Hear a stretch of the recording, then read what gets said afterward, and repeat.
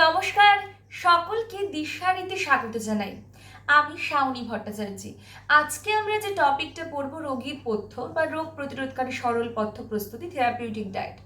আচ্ছা, এই যে টপিকটা, এটা যেমন দ্বাদশ শ্রেণীতে আছে ক্লাস 12-এ, আবার এটা নেট সেট পরীক্ষা যারা দেবে, ন্যাশনাল এলিজিবিলিটি টেস্ট, আবার যদি তোমরা বলো স্কুল সার্ভিস কমিশন, সেক্ষেত্রে আছে। আবার তোমাদের এমএসসি মানে মাস্টার্স অফ সায়েন্সের কথা বলছি না, মানে মাদ্রাসা সার্ভিস কমিশন, সেক্ষেত্রে আছে। তো এবং গ্র্যাজুয়েশনে তো আছে। আমরা যেহেতু বাংলায় পড়ছি, গ্র্যাজুয়েশনে কাজে লাগছে না, আমরা এই টপিকটা সম্পর্কে একটা ধারণার জন্য কিন্তু আমরা এই বিষয়টা খুব পড়ছি। আচ্ছা, তাহলে আমাদের চ্যাপ্টারটা কি, রোগ প্রতিরোধকারী সরল পথ্য প্রস্তুতি। তাহলে সবার আগে আমাদের কি জেনে নিতে হবে যে পথ্য বিজ্ঞান বা ডায়েটেটিক্স কি। আচ্ছা, পথ্যবিজ্ঞান বা ডায়েটেটিক্স হলো যে বিজ্ঞানের যে শাখায় পুষ্টিবিজ্ঞান অধীত জ্ঞানের ওপর ভিত্তি করে কোনো ব্যক্তির লিঙ্গ, বয়স, শারীরিক অবস্থা বা শারীরিক অসুস্থতা ইত্যাদি অনুযায়ী পুষ্টি উপাদান সংযোজন মানে যোগ করা, বিয়োজন মানে বাদ দেওয়া, নিয়ন্ত্রণ প্রভৃতির মাধ্যমে কি করে খাদ্য পরিকল্পনা, খাদ্য প্রস্তুতির নির্দেশ এবং খাদ্য তালিকা নিয়ন্ত্রণ সম্পর্কিত আলোচনা করা হয়। তো পুষ্টিবিজ্ঞানের সেই শাখাকে বা বিজ্ঞানের সেই শাখাকে আমরা কি বলতে পারি যে পথ্যবিজ্ঞান বা ডায়েটেটিক্স বলতে পারি। আচ্ছা, তাহলে ডায়েটেটিক্স, আর আমরা না ভীষণ ডায়েটিশিয়ান কথাটা শুনেছি, তাই তো? তাহলে ডায়েটিশিয়ান কে বা কারা, কাদের বলবো ডায়েটিশিয়ান? আচ্ছা, যার কিন্তু এই পথ্যবিজ্ঞান মানে খাদ্য ও পুষ্টি সম্পর্কে যাদের ধারণা থাকবে, যারা কিনা এই বয়স, কোনো ব্যক্তির বয়স, লিঙ্গ, শারীরিক অবস্থা, শারীরিক অসুস্থতা প্রভৃতির ওপর ভিত্তি করে খাদ্য উপাদানের সংযোজন, বিয়োজন, নিয়ন্ত্রণ করে খাদ্য পরিকল্পনা করতে পারবে, খাদ্য তালিকা তৈরি করার নির্দেশ দিতে পারবে, খাদ্য তালিকা নিয়ন্ত্রণ করতে পারবে, খাদ্য প্রস্তুতির নির্দেশ দিতে পারবে। ঠিক আছে, যারা এই জিনিসগুলো করতে পারবে তাদেরকে আমরা বলছি ডায়েটিশিয়ান। আচ্ছা, এক জায়গায় একটা বইতে দেখেছিলাম যে পথ্য প্রস্তুত করতে পারবে রোগীর জন্য। না, পথ্য প্রস্তুত কিন্তু ডায়েটিশিয়ানের কাজে নয়।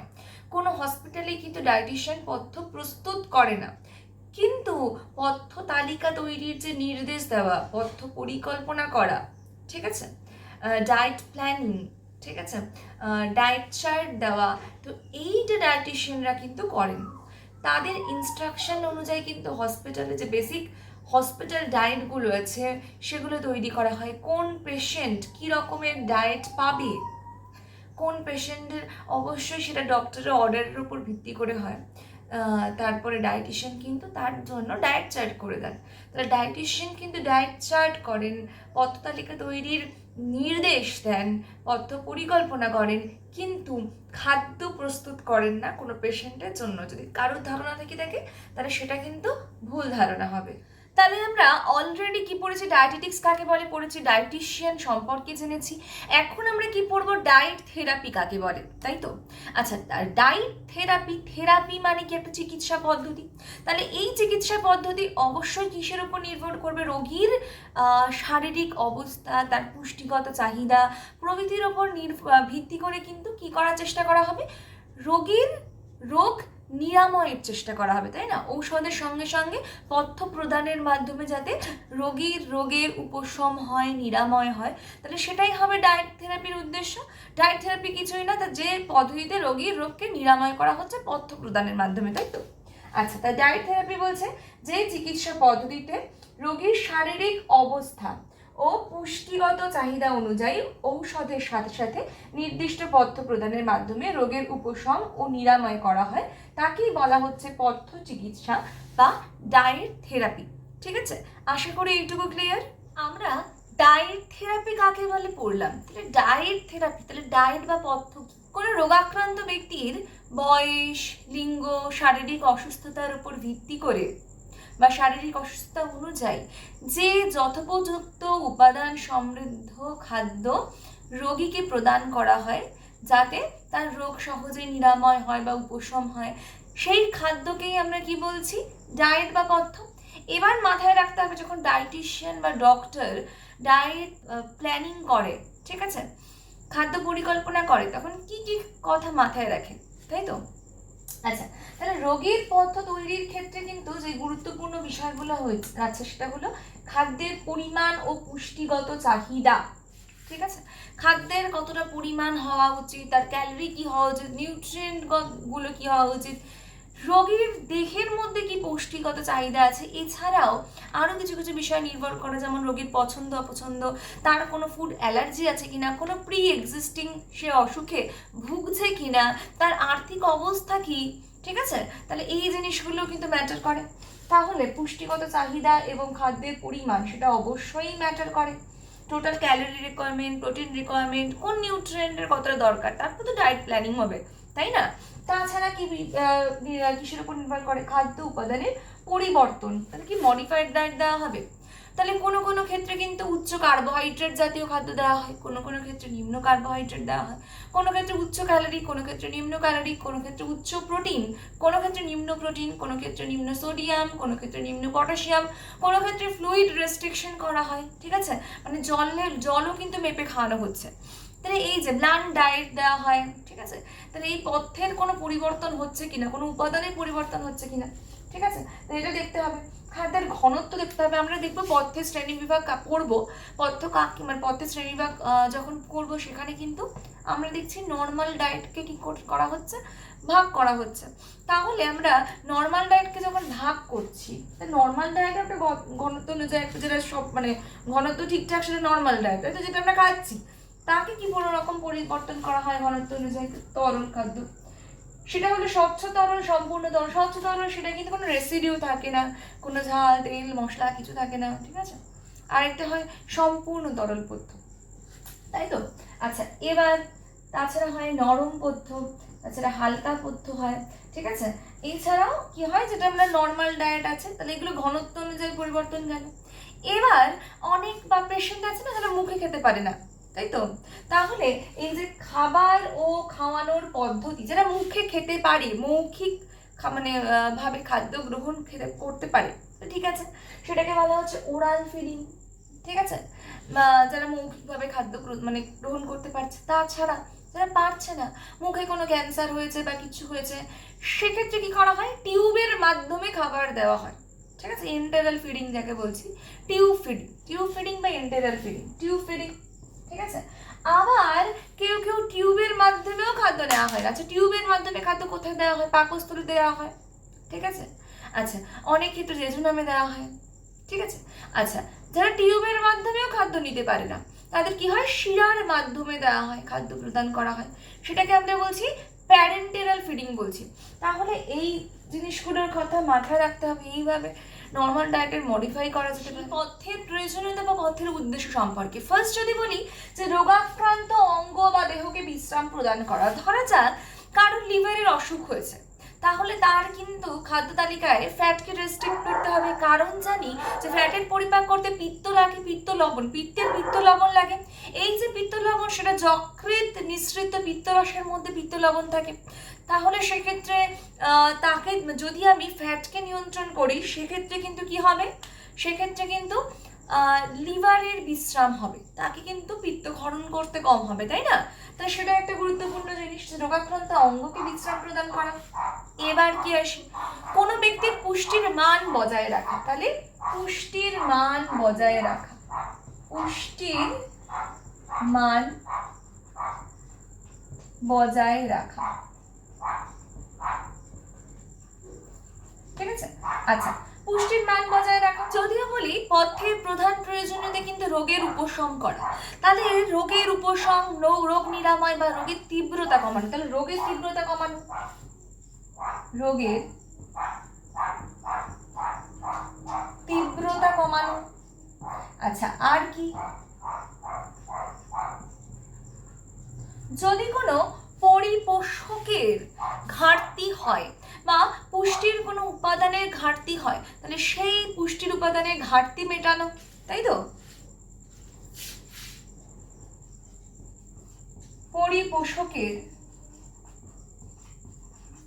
ঘাটতি মেটানো।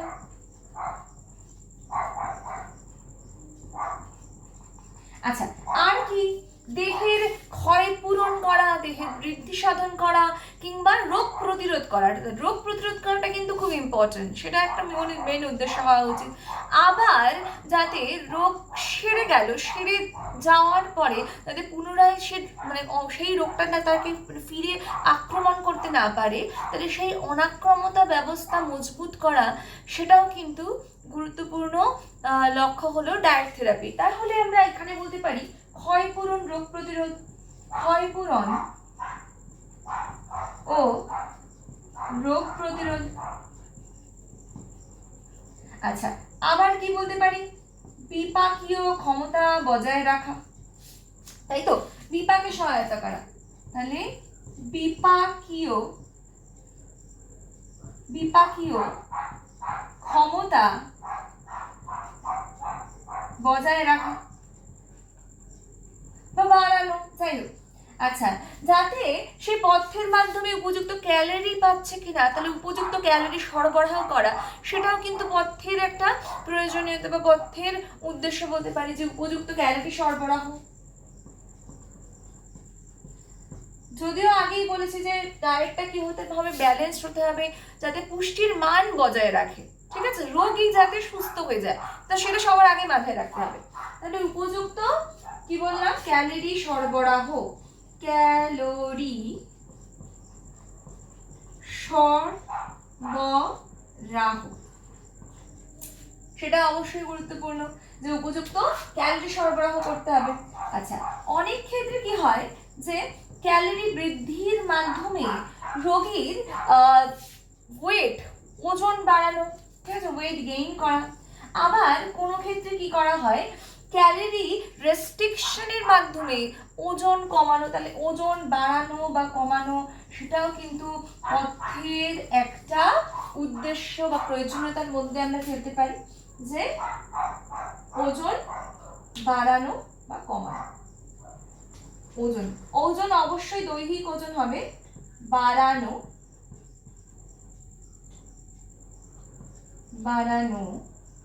বা কমানো, ঠিক আছে।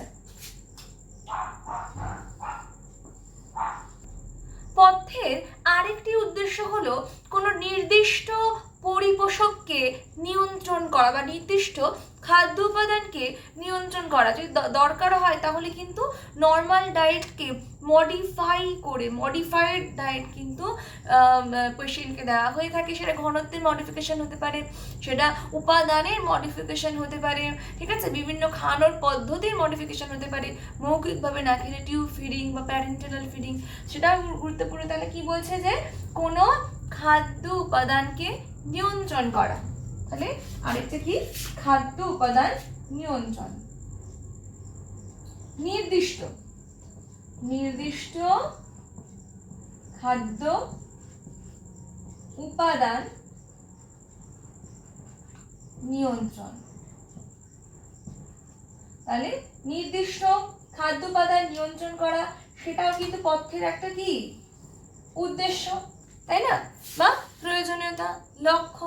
যা বলে আসি পথ্যের কাজ সম্পর্কে। পথ্যের কাজ কি, তাই তো? Functions of diet, functions of therapeutic diet. তাহলে কি দরকার ডায়েটের?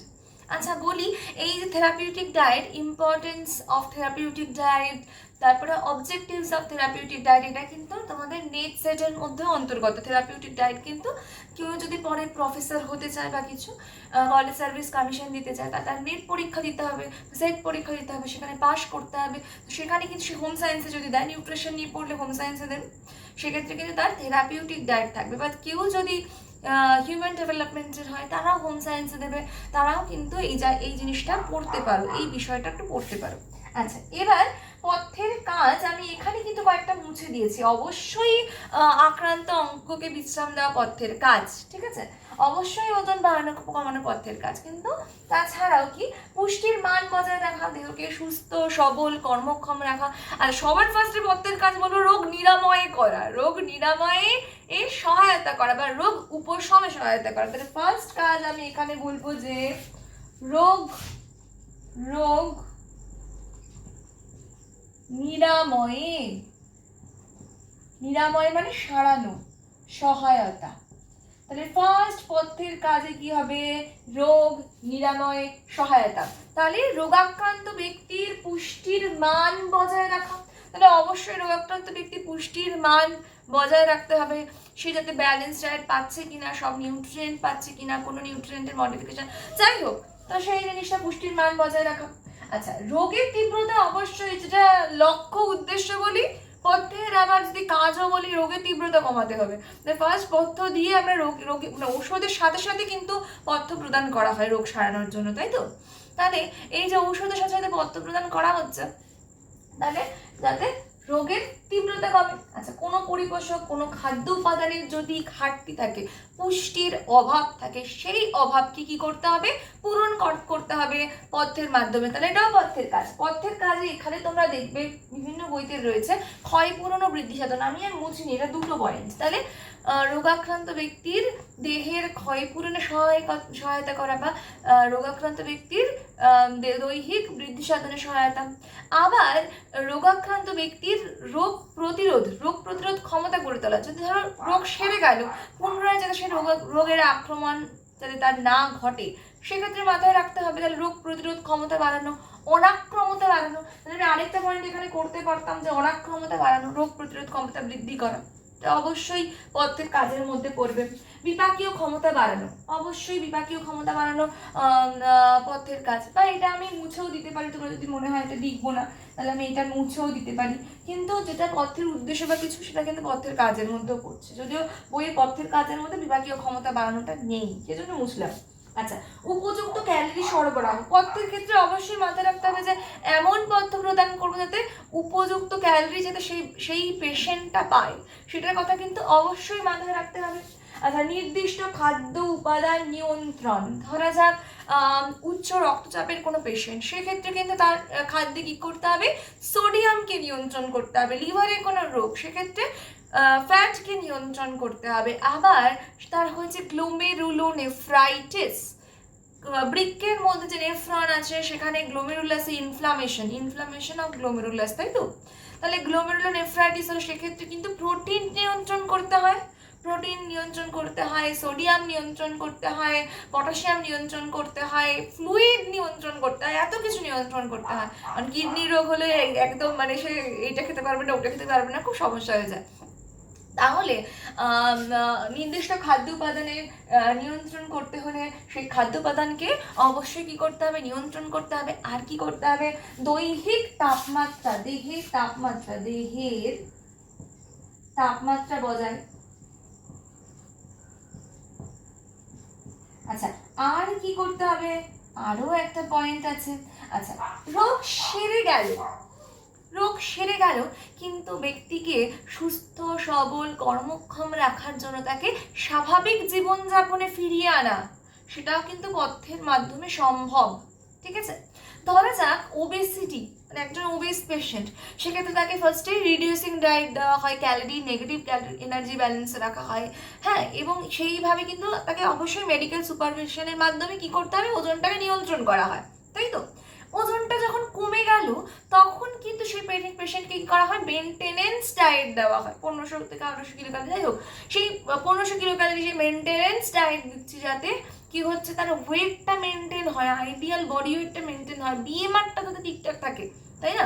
বিএমআরটা তো অবশ্যই মেনটেন করতে হবে। তাহলে এইগুলো যাতে ঠিকঠাক থাকে, তাই জন্য তাকে মেনটেনেন্স ডায়েট দিতে হবে।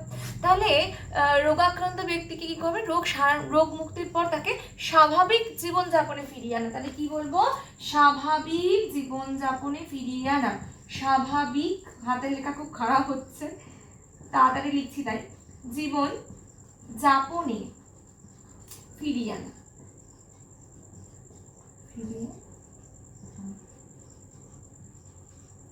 আচ্ছা, আমি এই যেই বিষয়গুলো পড়াচ্ছি এই বিষয়ে কিন্তু আমি নোটস আমার যে ওয়েবসাইট আছে www.dishari.in, এখানে দেখো স্ক্রিনে দেখতে পাবেন, সেই ওয়েবসাইটে কিন্তু আমি 4-5 দিনের মধ্যে কিন্তু আপলোড করে দেবো, একটু টাইপ করতে যতটুকু সময় লাগবে।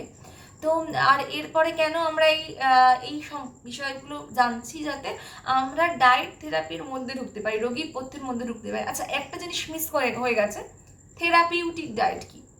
তাহলে রোগ সারানোর জন্য বা রোগ নিরাময়ের জন্য যে পথ্য প্রদান করা হয় তাকেই আমরা কি বলছি? থেরাপিউটিক ডায়েট বলছি। ঠিক আছে, আশা করি যদি তোমাদের ভালো লেগে থাকে, যদি বুঝতে পারো, যদি ভালো লেগে থাকে তাহলে একটা লাইক করো, কমেন্ট করো, চ্যানেলটা সাবস্ক্রাইব করো, কারণ রোগীর পথ্য কিন্তু এর পর আসবে। এবং রোগীর পথ্য কিন্তু তুমি যদি নিউট্রিশন নিয়ে পড়ে থাকো, তোমার কিন্তু দ্বাদশ শ্রেণীতে তো কাজে লাগবেই, তাছাড়া কিন্তু পরবর্তী ক্ষেত্রেও কিন্তু তোমাদের রোগীর পথ্য কিন্তু কাজে লাগবে। গ্র্যাজুয়েশনে আছে, নেট সেট বলো তোমাদের, তারপরে তোমাদের স্কুল মানে college service commission, college service commission না, স্কুল সার্ভিস কমিশন, মাদ্রাসা সার্ভিস কমিশন, তাহলে সবের ক্ষেত্রে কিন্তু এই রোগীর পথ্য রয়েছে। তাহলে আশা করে যতটুকু মানে পড়িয়েছি আশা করি বুঝতে পেরেছো। পরের ভিডিওটি কিন্তু আসবে রুটিন হসপিটাল ডায়েট, তো সেটা কিন্তু ভেরি ভেরি ভেরি ইম্পর্ট্যান্ট। এবং দ্বাদশ শ্রেণীর ক্ষেত্রে বলি, পথ্যের শ্রেণী বিভাগ, সেক্ষেত্রেই রুটিন হসপিটাল ডায়েট তার মধ্যেই পড়ে যাবে। তো সেটা নিয়ে আলোচনা, এবং সেটা খুব গুরুত্বপূর্ণ ভিডিও হবে, কেউ মিস করবে না। ঠিক আছে, নমস্কার।